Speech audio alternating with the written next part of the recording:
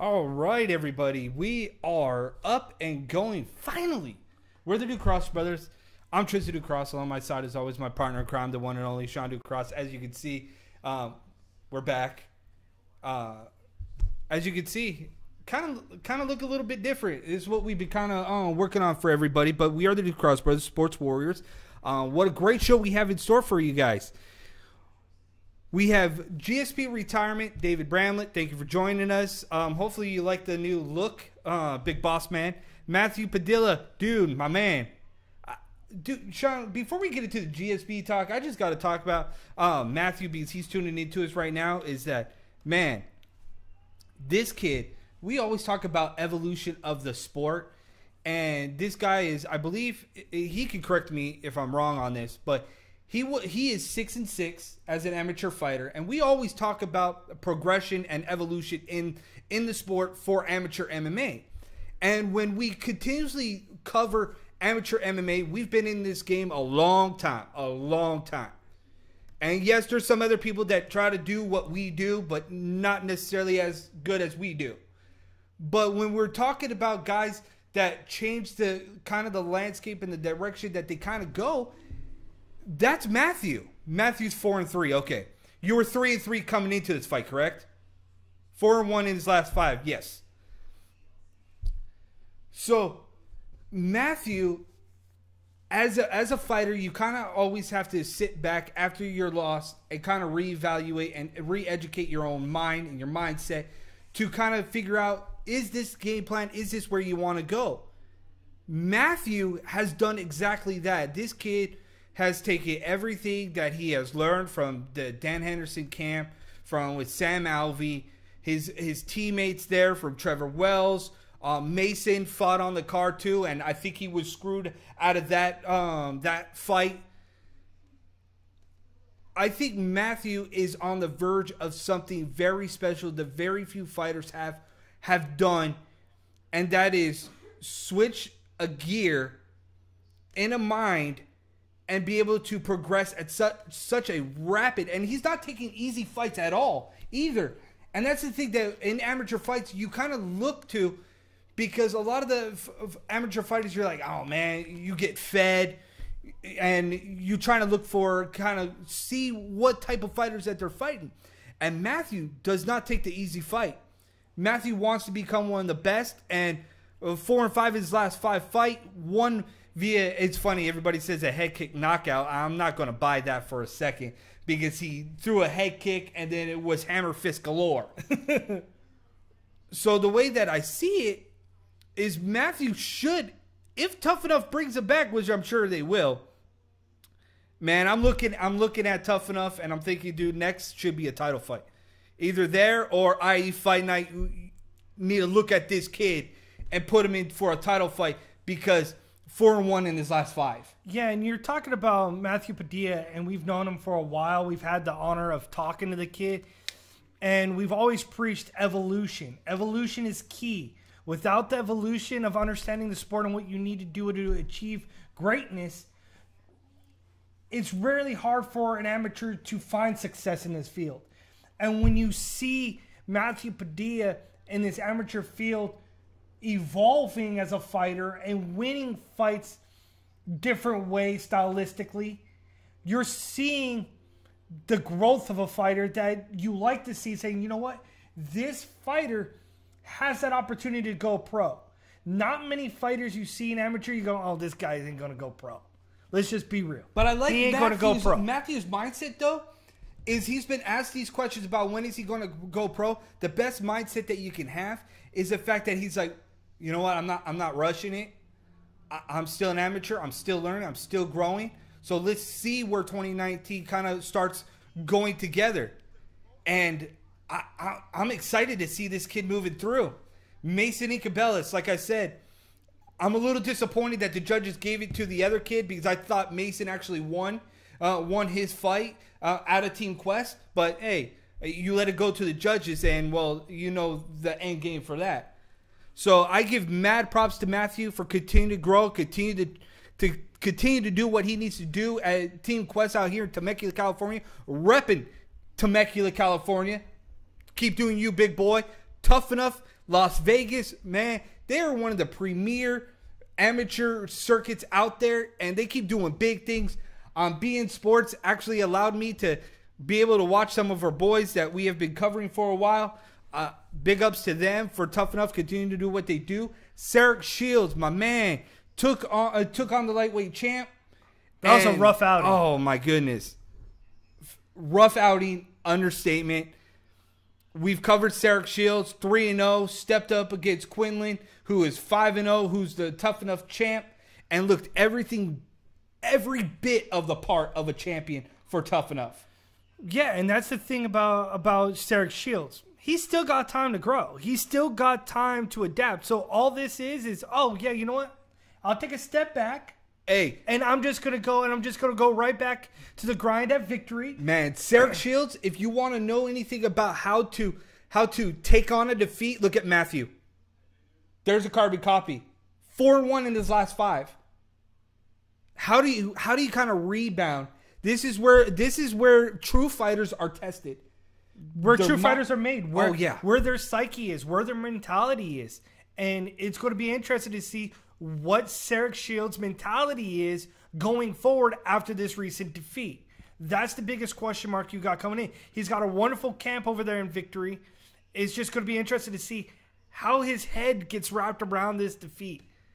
So it'll be interesting. He told me that there were certain things. It was a good stoppage. He agreed with that. It was just one of those things. I do got to admit, though, man, dude, the suplex, oh, my goodness. There was a belly suplex that I swear to God he probably could have snapped Quinlan's neck. Suplex City. And I thought for a minute, I was like, dude, this is it. Suplexed him, dropped him on his neck. I'm thinking this is game. I mean, I've seen 3 of his fights, and I've seen them all in the same way. The minute he is able to suplex a guy. And somehow Quinlan was able to weather the storm, survive, and get the finish. That's what champions are made of. I'm not going to knock anything for what Sarek Shields did because, man, 3-0 to get a title fight. He earned every bit of it to get to where he is. Now let's see the gears start turning. Let's see where he goes.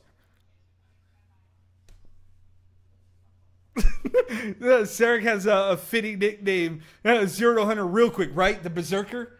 Dude, he was. I still like Baby Brock because he took the guy to Suplex City twice. That's still much more fitting than the Berserker. When the next time I see Sarek Shields, hey, Sarek, if you're out there watching us right now, or the guys from Victory, hey, get Sarek's attention and ask Sarek how the new nickname of Berserker came. Because I still like Baby Brock. When you can suplex anybody, any size, at any time, I like that nickname. And I like Sarek Shields, and I think he has a long-term game plan in the amateur mixed martial arts. It'll be interesting to see him. I believe he is still scheduled to fight April 20th on IE Fight Night. So make sure that you get your tickets because April 20th, IE Fight Night. If you haven't fought for David Bramlin and Lawrence Larkin yet, get at these guys. They're on Facebook. They're on Instagram. Send even IE Fight Night a DM. Slide right on in. Yes, but see, while all these kids are growing very fast and very rapidly in the amateur circuit, there's one guy that most notably that people should kind of look up to. And that's a man that just announced his retirement in GSP. George St. Pierre finally retires at 37 years old. And I was going back and I was looking at everything that he's accomplished in his time. And it was like, well, what highlights stand out for you? There's 3 highlights that stand out for me. One, I will forever remember Matt Serra knocking out George St. Pierre. Right. I'll always remember that one. The other one, the issues with Johnny Hendricks and that of GSP. Did Johnny Hendricks really win the first fight? Or did he not win the first fight? Or the Carlos Condit bloodbath. Where we saw that GSP just said, you know what, I'm just going to take the fight to the ground. I'm just going to beat him to a bloody pulp. That was probably the most vicious we've ever seen George St. Pierre in MMA. So you look at those highlights. What are your highlights as a fan? the fans that are out there that go back and they've watched George St. Pierre, what are your fond moments? Leave it in the comments. I'm curious to know. Leave it in the comments right now. Drop a comment. What was your most memorable fight of GSP? What did you like about him? Go ahead. Drop your comments in the Facebook live chat. Or if you're tuning into YouTube, go ahead, drop it in there too. Give us a thumbs up, like us.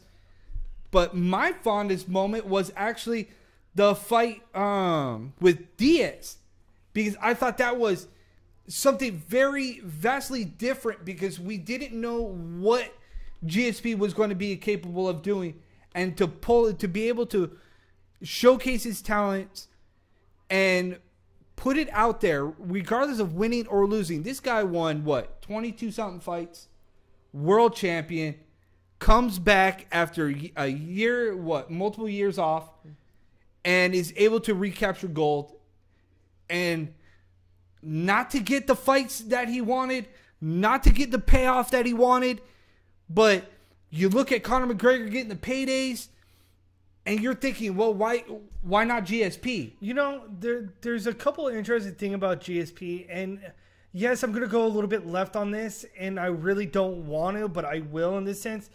George St. Pierre reminds me of Barry Sanders.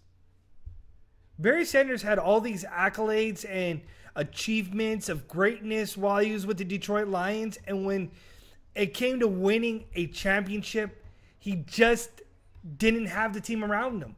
You look at GSP and all of his achievements, his accolades, his title defenses, everything that he ever did in the UFC, the one thing that eluded him was the big paydays. Mm-hmm. He was never part of that moment in the UFC. While he undoubtedly goes down in my books as a GOAT, as one of the greatest of all time in mixed martial arts, and I don't throw that moniker around so freely. But George St. Pierre undoubtedly is one of the greatest of all times, but he's like the Dan Marino of the UFC. He has that asterisk. Dan Marino did everything he could possibly do, but he didn't win that title. George St. Pierre, greatest of all time, didn't get that money fight.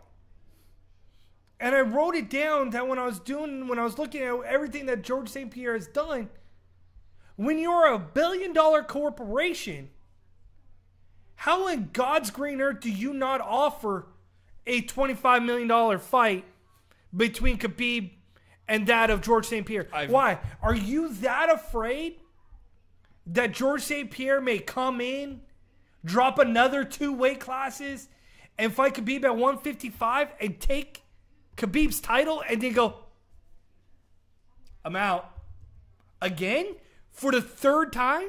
I think that had to play a little bit of a factor. That's the only reason why I think that fight doesn't happen, is because of the fact that they freaked out. Yep. They freaked out and said, whoa, we give him 25 mil, but what happens if he walks away with the title again? That's something, to me, it is what it is. If it's me, then don't put the title on the line. Say we'll give you 25 mil. If you beat Khabib, then you walk away. Because at the end of the day, this is just about getting your payday that you felt like you rightfully deserved. You know, you talk about everybody else in this era of being the greatest of all time. Okay? Demetrius Johnson, perhaps one of the greatest mixed martial arts of all time. Mixed martial artists. He hones and believes in that stylistic mentality. You look at George St. Pierre, same thing. He didn't want to see what was going on in the UFC or around mixed martial arts about USADA. Test these guys. Was willing to throw him into the fire himself to make sure the testing was on the up and up. But yet you look at guys who people say, oh, he's the greatest of all time, in Anderson Silva. But last time I checked, he's been caught. People want to say that Jon Jones is the greatest of all time, but he's been caught. See, to me, in order to be dubbed the greatest of all time, let's look at the body of the work, and let's look at everything that dignifies what that word actually means. See, greatest of all time is much like, to me, that if I'm going to say somebody's a legend, you better be a legend. Right. You better earn your stripes. Here's what I'll tickle people's feathers with. Tom Brady is great. Tom Brady is not the greatest of all time, nor is he a legend or whatever you may want to say, because of the simple fact that he competed in the same scheme for over a decade. Yes, he has the championships. Yes, he has 6. But the thing is, I kind of get where you see that, because I kind of sit back and you kind of go, look, well, the greatest of all time, the GOAT, Michael Jordan. Yeah. Won all of his championships with one team. Failed on the outside when he went to the Washington Wizards. Didn't do well. Bobcats has done the mindset. He hasn't really done a whole lot for Charlotte.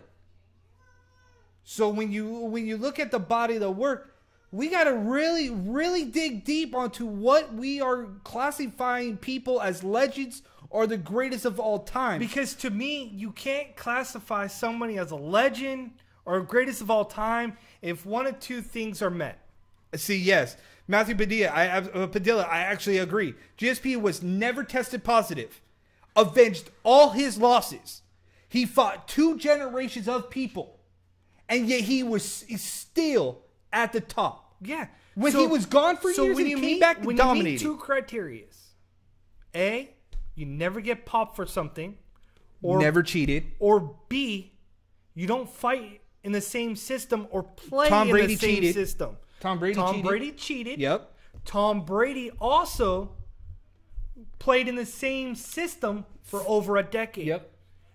You had GSP that fought through probably a steroid era. Yeah. An era where rules changed and altered the aspect of the fight game itself. Very true. Preach. So you're talking about a guy that's here. A guy who dismantled the welterweight division. Also, let's put this in perspective, Sean. Years. Let's put this also in perspective. Never in the news for anything bad. Never hurt the UFC shield. Nope. Bled UFC. That's our take on the GSP retirement. We're going to take a break and come back a little bit. Then we're going to preview UFC 235. Jon Jones versus Anthony Smith. What's your take? More with the new Cross Brothers Sports Warriors.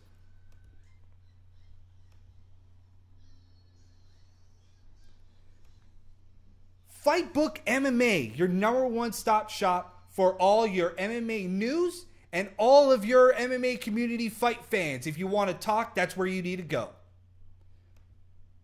MMAbobblehead.com. Get all your official bobbleheads at MMAbobblehead.com. ESPN Plus and UFC together. Download, get your streaming right now. Just go to the Duke Cross Bros and click on the pin link at the top. Sign up now for free. Get your 7-day subscription, and then it's $4.99 after.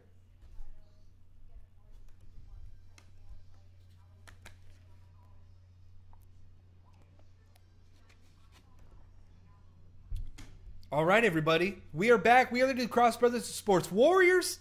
We are in our Warriors Den, bringing you an alternative sports combat show. We talked at the top of the show. We talked about the GSP retirement, the good Phil stories, why we believe that he is the only official legend of the sport. Also, Matthew Padilla, congratulations on the win. Sarek Shields fought over the weekend. Mason Incabellis got wronged. Matthew Padilla probably knows a little bit about that too. But in the meantime, huge fight is on the horizon. Jon Jones versus Anthony Smith. Many people trying to figure out how this fight happened and why this fight happens.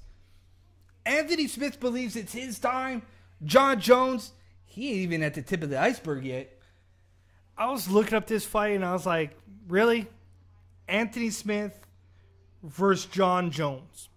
That goes to show just how weak this division really is. When you look at the fact that Anthony Lionheart Smith is moving up from the 185 division, where since then, where he's fought in the light heavyweight, he's knocked off Shad Evans, Shogun Oda, add to his name. His most recent victory came at an impressive win over Volkan Ozdemir, where he won third round rear naked choke. Is that what really got him into this fight? Is that really the reason why we're here? Because of the fact that he beat Ozdemir? That's the biggest question here that I probably have about Anthony. Is he really here? He's 31-13 with 28 finishes. He can finish somebody. He can take somebody to the woodshed. He's a journeyman. He's been in Strikeforce. He's been around the block. One Up MMA says, UFC 235 is going to be funky. Yeah, no question. It's going to get funky because we're still mere, hours, days away Saturday from this fight that could possibly change at the blink of an eye. Dude, this card could ultimately change the whole entire landscape if something drastically happens. If Anthony Smith, the journeyman, nobody's giving a shot to this guy. But this dude has 44 fights. He's been around the block. He has wins underneath his belt. But man, think about it. If Anthony Smith could shock the world, that would change the landscape, would it not? It would. If Tyrone Woodley, hold on, could this be Anthony Smith's Matt Serra moment? Did Jon Jones take this fight too lightly? Did Jon Jones act like GSP did against Matt Serra, thinking, got too greedy. I got this. It's all up in the grabs. It's all up for me. I don't have to train as hard. I don't have to do this. I don't have to do that. If he goes into that fight the same way that GSP did against Matt Serra, I hope Anthony Serra, instead of Anthony Smith saying, "Come on, I'll be your Huckleberry," no, I'm gonna be your Matt Serra. I hope Jon Jones didn't bite off more than he can chew. I think he is pound for pound one of the best fighters in the game. He is still learning, still growing, which is scary in itself. But when you're facing a guy that has Brazilian Jiu-Jitsu on the ground for a guy that is 6'4", I'm sorry, bro, but you might have that reach advantage, that 84.5-inch reach that is scary by anybody for a guy that stands at 6'4". Anthony's going to have to get inside that reach of Jon Jones. Absolutely. He's going to have to not be afraid. He's going to have to be the type of person that is not afraid to close that distance, to get in between. Like, I love this quote from one of the fighters that we had on our show, Jason Allen. He said that he's a peekaboo fighter like Mike Tyson.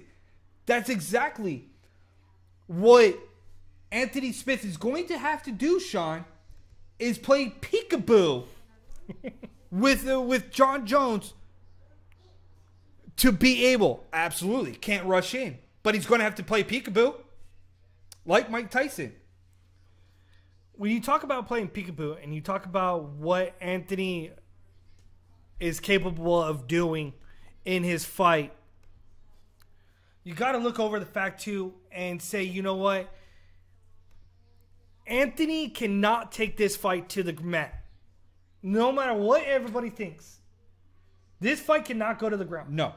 The one thing that Jon Jones has succumbed to or feels like he's weak at times is the ability to take a punch. If he can take a punch from Anthony Smith, then he will be able to dictate wherever the fight wants to go.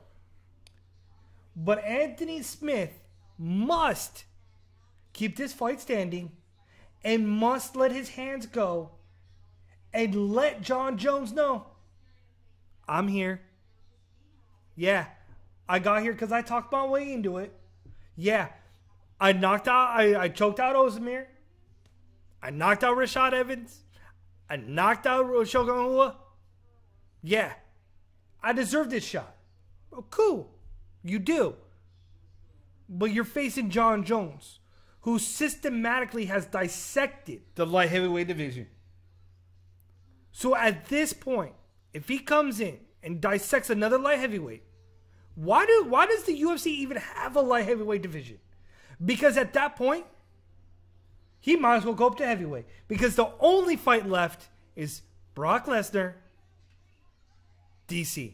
Dude. But maybe even going as Fortress. What about a Jon Jones versus Stipe? See, I believe that's where we're heading. I think with guys like Johnny Walker, Luke Rockhold coming back, I believe that light heavyweight division with Anthony Smith is just fine. I honestly believe in my heart that this is the end-all, be-all for Jon Jones. I say that in a complete understanding that Jon Jones, after this fight, might not be in that light heavyweight division much longer. You look at the guys behind him, right? You look at those guys. Who else can possibly give you a money fight that's left in the light heavyweight? Dude, hands down, I think Johnny Walker can. And I'm not talking about the alcohol drink. I'm talking about Johnny Walker. This guy can talk. He has the look. And he's moving fast through the division. I think you give him another fight or two. But Jon Jones does not have another year or two left in the sport. He has another like 2 or 3 fights left in him max before he says, you know what? I've accomplished everything. Jon Jones, despite all the stupidity that this guy has done, he's been very strategic in the way that he approaches his fights, as well as inside that octagon. He's perhaps one of the smartest guys I think I've ever seen compete inside of an octagon.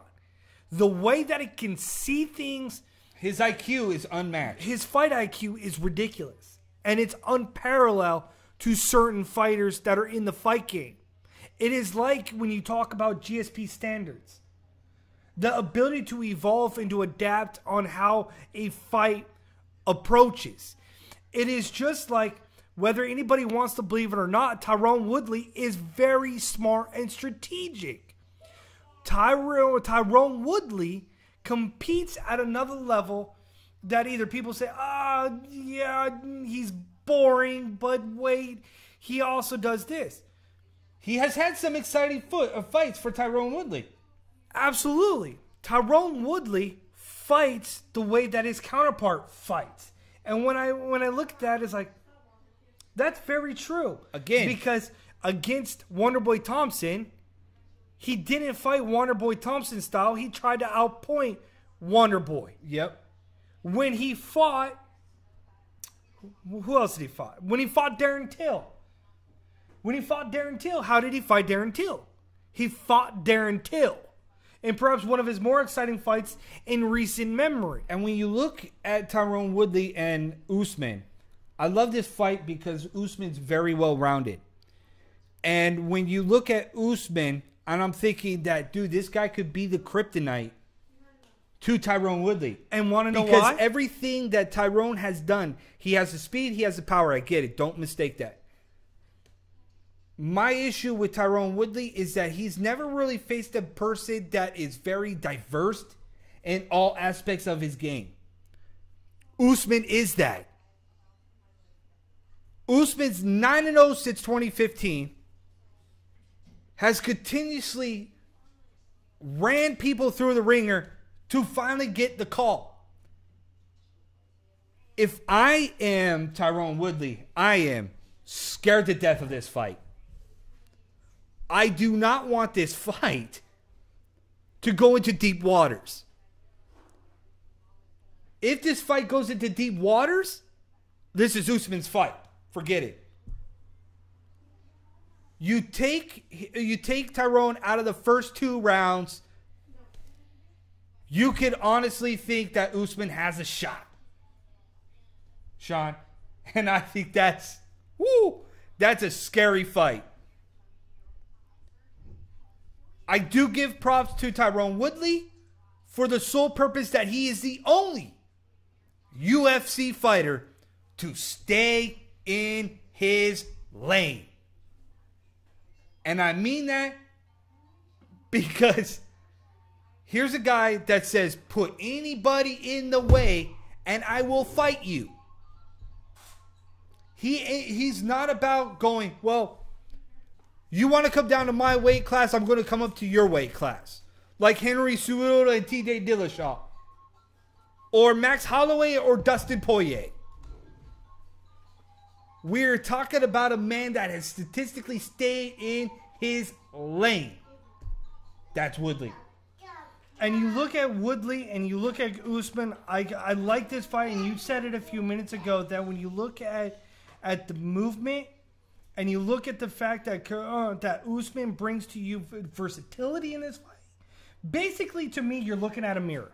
You're looking at a clone of Tyrone Woodley, because this to me is the hardest test Tyrone Woodley has in front of him, because he was able to sit there and outslug Robbie Lawler, outslug Darren Till, out-wrestle.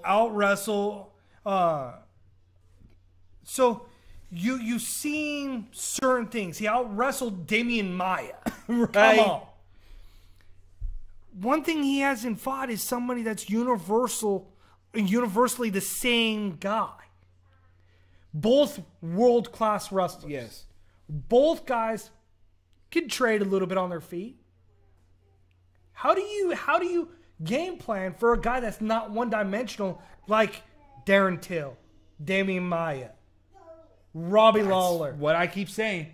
How do you game plan for that? How does the UFC game plan for a guard change?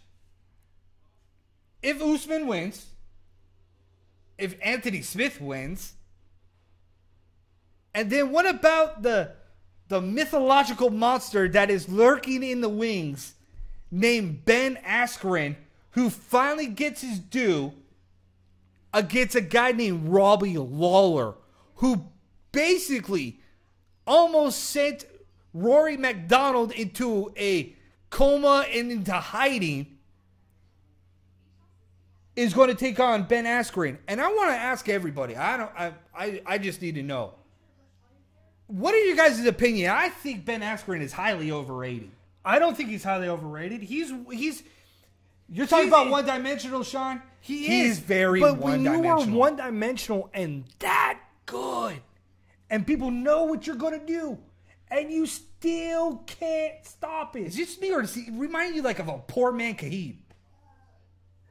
No, he's probably right up there with Khabib. Just saying, just being honest. He's probably on that level.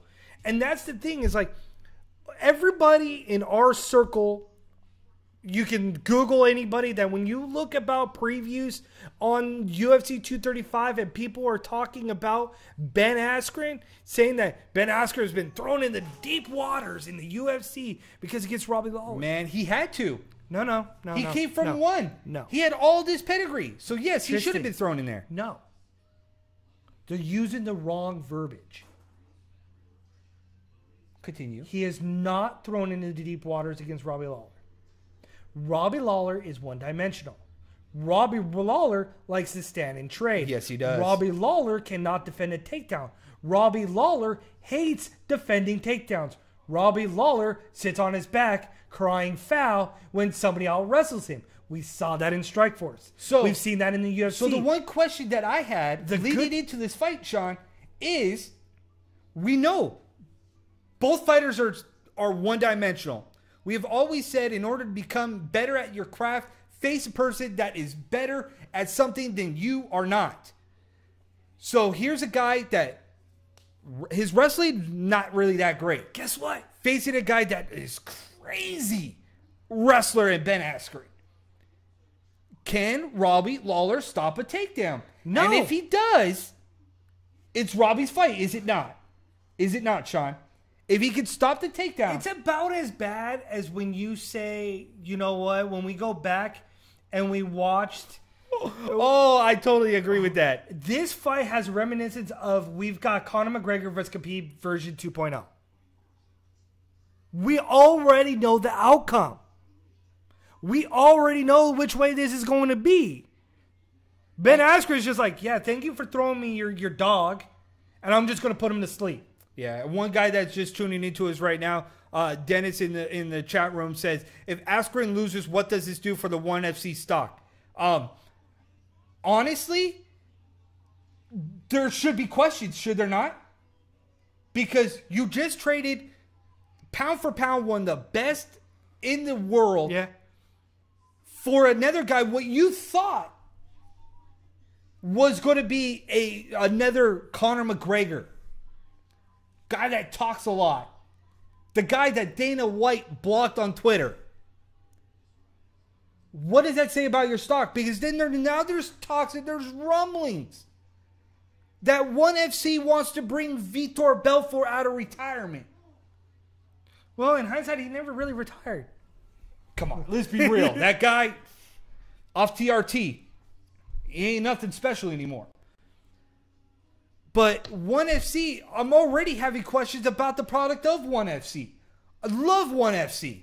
Love the fact that they're coming to the U.S. They had the open workouts and stuff like that in L.A. I applaud everything that they are doing. But man, they're going about it the wrong way. And I keep thinking about Impact Wrestling. You have a platform. Do they not? The number one Asia MMA promotion. Crazy amount of talent.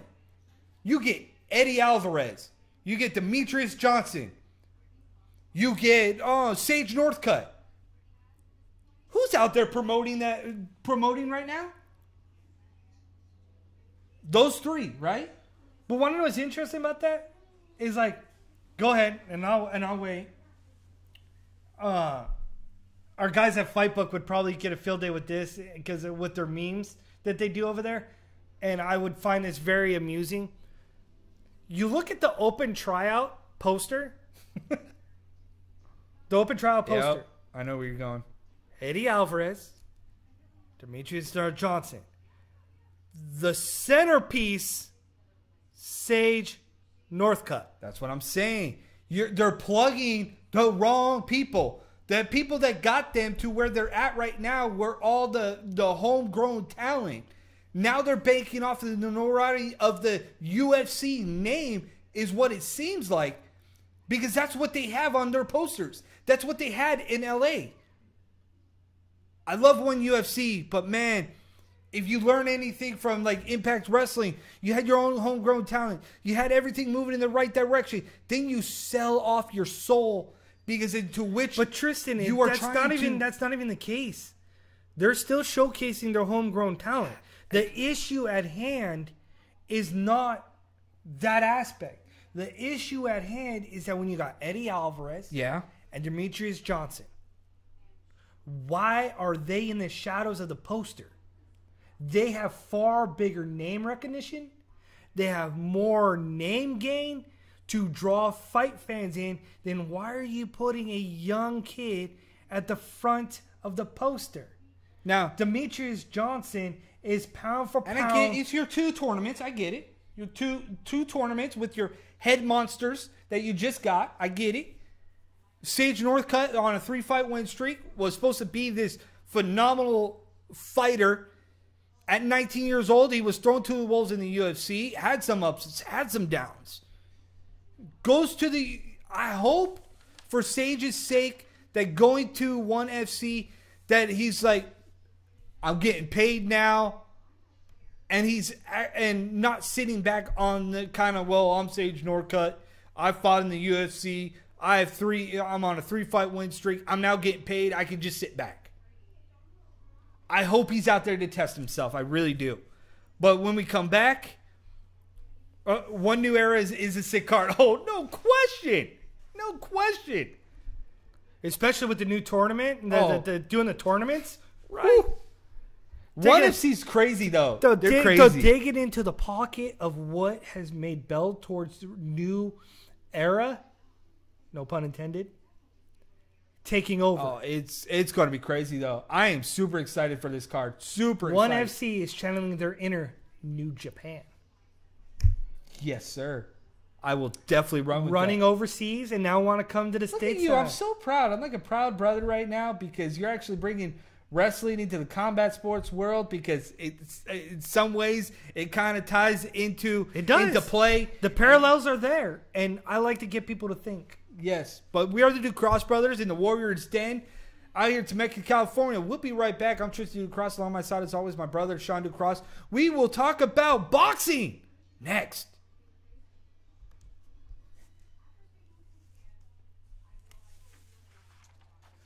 Fight Book MMA. You want your latest news, USA Today, fight fans, you want to have intellectual conversations, head over to Fight Book MMA on Facebook.com. You want the most authentic MMA bobblehead? Then you want to go to MMAbobblehead.com, get your Donald Cerrone, your Bruce Buffer. Yes, go to MMAbobblehead.com. Sign up now for your 7-day free subscription with ESPN Plus. Get your latest UFC and much more on ESPN Plus. Just go to Facebook, The Ducross Bros, and click the pin link at the top. In the meantime, we are the Ducross Brothers Sports Warriors. We are back in the Warriors Den. What an incredible show. At the top of the hour, we talked about GSP's retirement, about him being a legend. TuffNUff went down over the weekend. Shout out goes to Sarek Shields, Mason Incabellis, Matthew Padilla for continuing to improve. And hopefully that man gets a title shot. TuffNUff, if you're listening, this man needs to get a title shot. If you're talking about title shots, look no further to March 16th. Yes, I know we're going to talk about this a little bit beforehand. Yes. And then when it gets a little bit closer, we'll kind of really reel it in. Right. And break it down. Yeah. But Errol Spence Jr. versus Mikey Garcia. Wanted to talk about this for the fight fans because, one, it's going down at AT&T Stadium in Arlington, Texas. And guess what the WBC just added on the plate, folks? Their diamond title. If you don't know, this title was made 10 years ago. And only 12 fighters have held it. For Manny Pacquiao versus Miguel Cotto. That was the last time that this title was made. Only, see, you say 12. I only got 8 fighters. Only 8 fighters had since captured the title. But man, look, some of the names though, Manny Pacquiao, Floyd Mayweather, Bernard Hopkins, just to name a few notable guys that have held this title. Now, Mikey Garcia or Errol Spence Jr. will have that chance to walk out with the ever-elusive diamond title. And carve their name in history books. I like this matchup because it's really the only one that made sense. Mikey Garcia to move up 2 weight classes. Like, you see the posters, right? The posters have, like, Earl Thomas, like, here.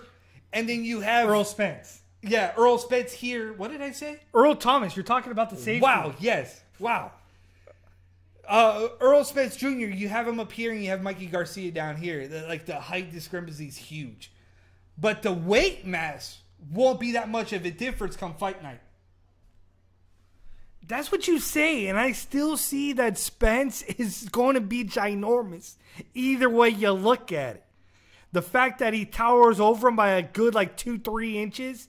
The fact that he's got the edge and the length in it.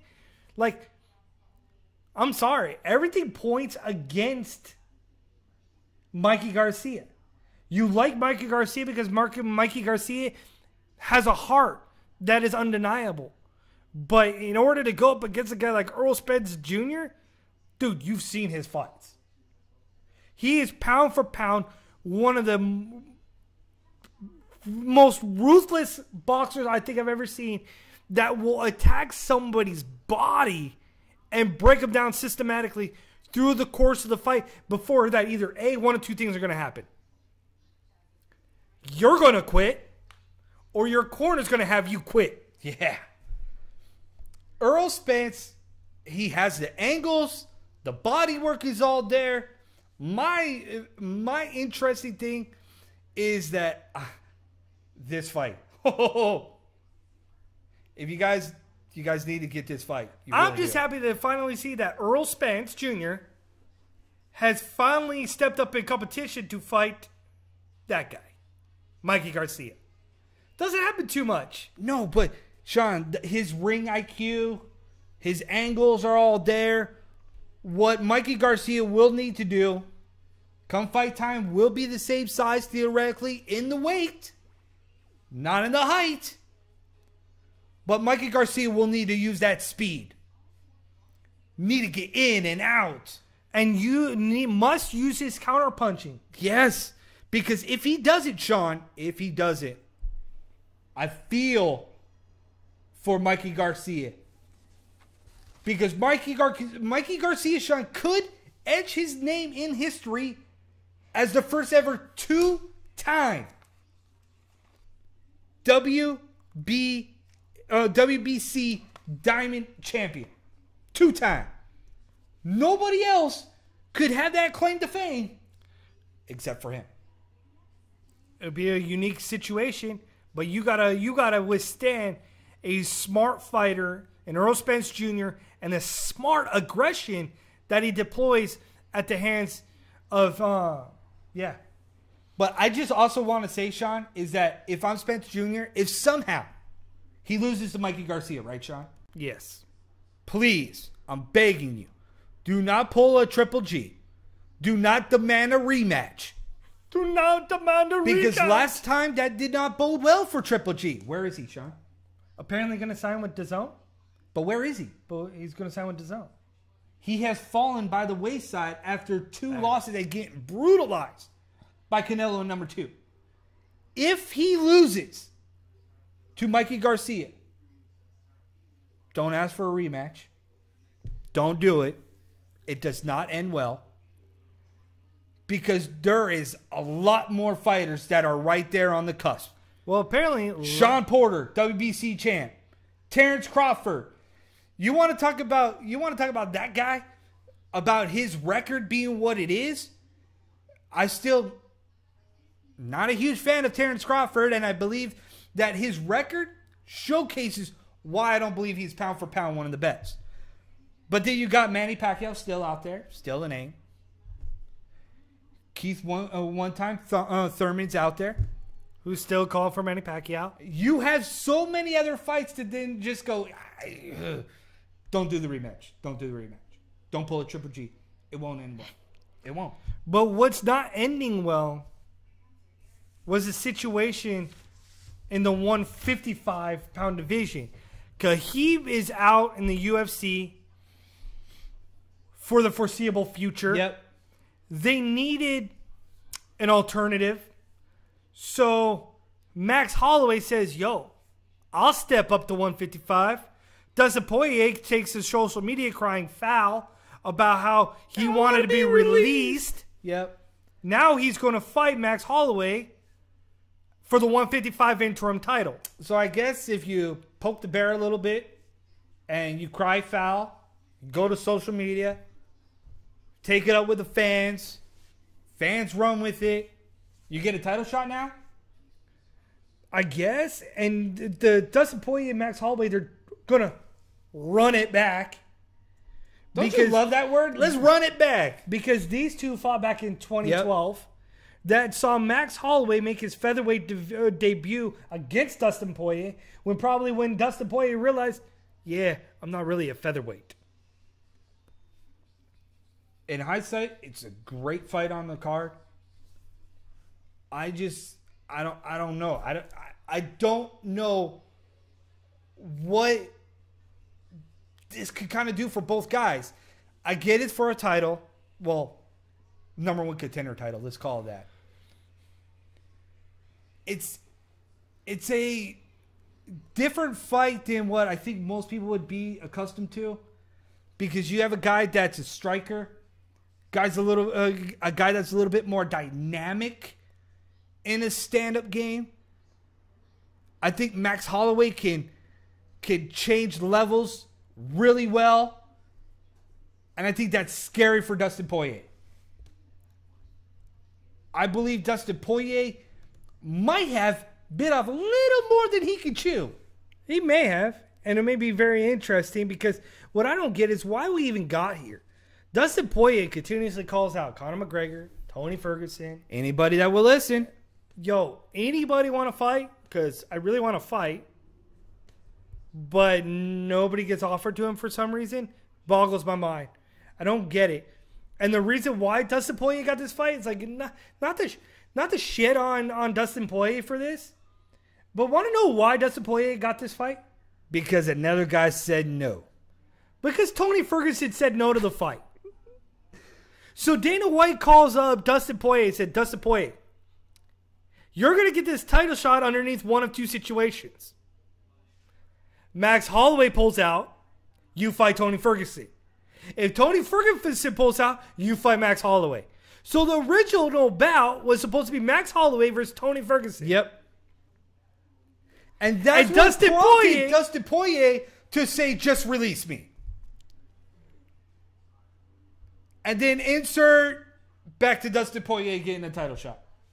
Like, what the hell is going on? And then, as you can see over above my head, ESPN Plus on our way out of here. ESPN Plus is bringing on another On It, right? Fight Book, Sports Warriors. Right. That's all of us. So if you want to save 10%, go to On It and use promotion code and get your stuff from them. ESPN Plus, just go to the Ducross Brothers Facebook fan page and you can get the subscription link there. In the meantime, PFL, Professional Fighters League, announced that they have signed with ESPN. Granted, it's probably not near $300 million, but they're with ESPN. They'll be on ESPN2. They will run it back, as they will have their season on there. Their October 31st will be their finals, their playoffs, which will be interesting. But I mean, really? ESPN bringing on another MMA promotion? I'm underneath the assumption that, man, I feel bad for PFL. I get why they did it. They want to have ESPN name recognition. I get it. But they'll be on ESPN2. They'll be on ESPN Plus. They'll be on ESPN Deportes. So basically, they are the back burner of ESPN. See, you texted me that day and said, Sean, PFL signed with ESPN Plus. Yeah. October 31st, not December. And it was like, yeah, okay, and you're like, well, doesn't it seem like they're going to be put on the back burner? And I was like, no, not really. And he's like, what? I was like, yeah, not really. I think they're going to get buried. If you look at it, they're not going to get buried. They run far less shows than what the UFC does. They're mainly on a different portion of ESPN. They're on the secondary portion of ESPN. They're on the Hispanic portion of ESPN. I see this as a win for PFL. They weren't getting the ratings that they felt like they should be getting on NBC Sports. So, what is left for NBC Sports now? If you think about it, yeah, because you got to draw something up. You're losing everything. TNT has one. ESPN now has two MMA promotions. Paramount has Bellator. Fox Sports has now wrestling. So what's left for NBC Sports? Like, how are you supposed to compete? That's a very good call. The monopoly is starting to happen slowly but surely. I always said that in the combat sports, you have to learn the landscape and pivot when you need to pivot. And I keep saying it. People were so amazed. I told you ESPN had a pivot. I told you. That's been our coin. Two things that we've coined in the last 3 years. You got to evolve or you've got to pivot. Yep. ESPN's doing that. We are the Sports Warriors, the Ducross Brothers. I'm Tristan Ducross. That's my brother, Sean Ducross. Until next time, we're signing off. We do this every Wednesday at 12 p.m. Pacific Standard Time, right here on Facebook Live and YouTube. So if you can catch us, just go to YouTube. Search the Ducross Brothers, the Sports Warriors. Catch us next time. We're out.